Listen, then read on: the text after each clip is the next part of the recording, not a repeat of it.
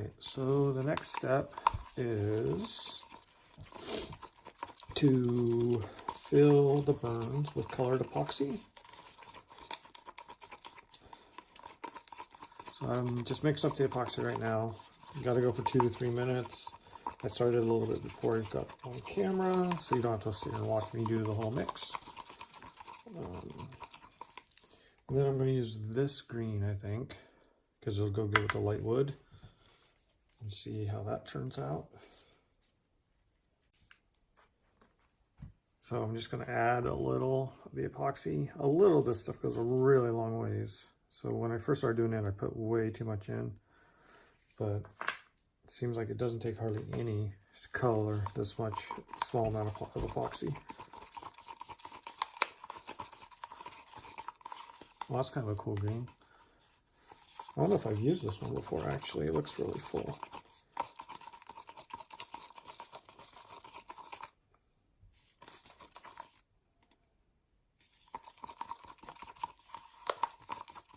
All right, so just kind of pour it along the cracks. Then I'll come back and spread it out.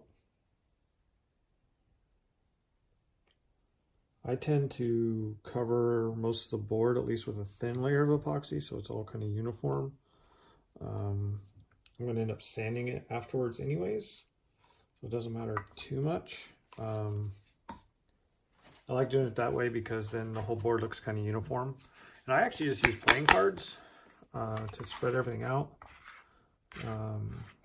They seem to work really good. They're very, very inexpensive. They let me pick up the excess epoxy really, really easily. And obviously you can get a bunch of them for not very much money. Which is important because the epoxy itself is super expensive. So anywhere you can save a little money on it is nice. So yeah, just gonna kind of spread it around. I focus on getting all the burns filled first, and then I'll come back and kind of make sure everything's covered. Oh, these are going to be awesome.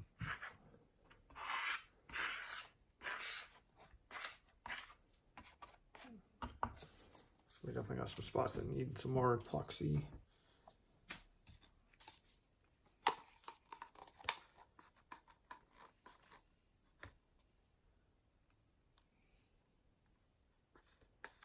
Try not to totally overdo it because any epoxy you put on it's too much. You have to take back off. So, you know, put on enough, but I don't want to totally put too much on. Oops. This green's really, really cool with this wood. I like it a lot. Yeah, so it's going to take quite a bit of sanding just because the edges are, the burn went over the edges some. So to get all the burns, looks like it.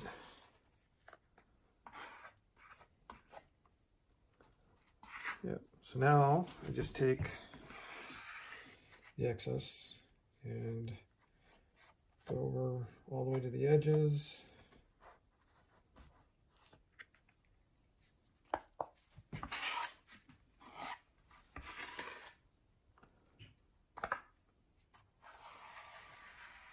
I'm gonna scrape it as clean as I can get it. Then I'll come back through after I've kind of gotten everything covered and use a clean card to kind of clean everything up. I think on this one,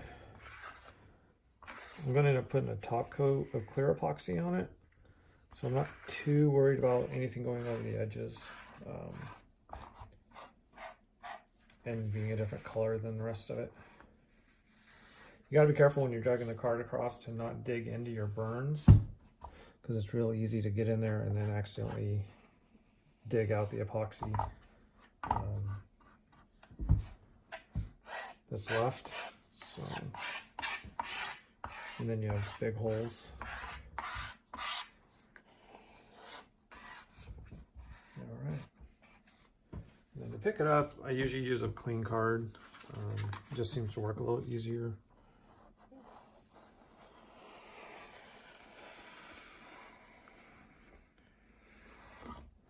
Yeah, see right there, I keep catching on it.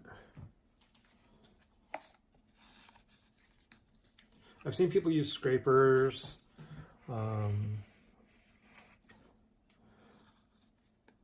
like putty knives, chisels, all kinds of stuff, to move the epoxy around or to get it off.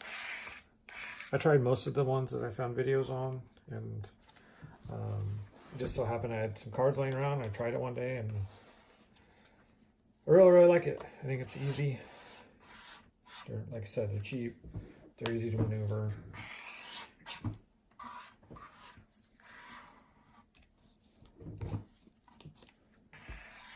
Yeah, this is going to be awesome.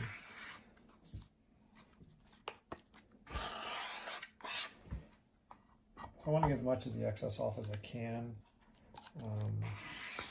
If you do a real good job on this part, you don't have to sand it too much, if at all. Depending on how much of this colored epoxy seeps into the wood grain. Some wood seeps in really bad, some doesn't seep in too bad at all. Like this looks like it's probably not gonna seep in too bad, so I may not have to really sand this board much at all. The more uniform you can get it here, when you do sand it, the less risk you run of having to over sand the small burns and lose detail, which is kind of the hardest part of all this, honestly, is learning how to manage the epoxy and the burns so you don't lose everything. But if I can do it, you can definitely do it. It's not rocket science. So this is looking pretty good.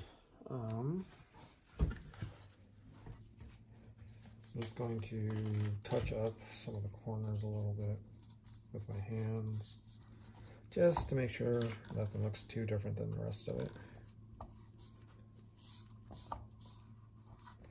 And again, if I was planning on doing a poly on it, I'd be much more thorough on getting as much off as possible.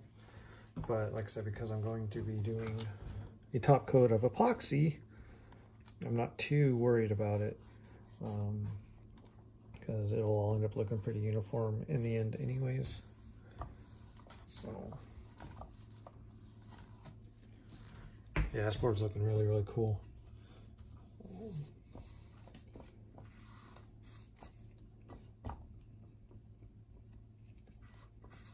That's it. That's all there really is to it. Next thing is, if you see a lot of bubbles, is to use a torch like this guy, or a hot air gun to come through and pop the bubbles. But this one doesn't even look like that is going to be a problem per se. I don't really see any bubbles at all. So I think we're in really good shape. I'm excited to see how these turn out once they're all done. So yeah, that's it for this one. I will let it cure for 24 hours or so, and then probably sand it down some, clean it up to make sure there's no puddles of green on the surface. And then after that, we will put a top coat of clear epoxy on it and let that cure, and then we'll pretty much be done, I think. Again, we'll have to see how it turns out. So that's it for this one. I will make another video once I let this all cure and set. Maybe show you the sanding process and then the top coat and then the final picture. Thanks so much.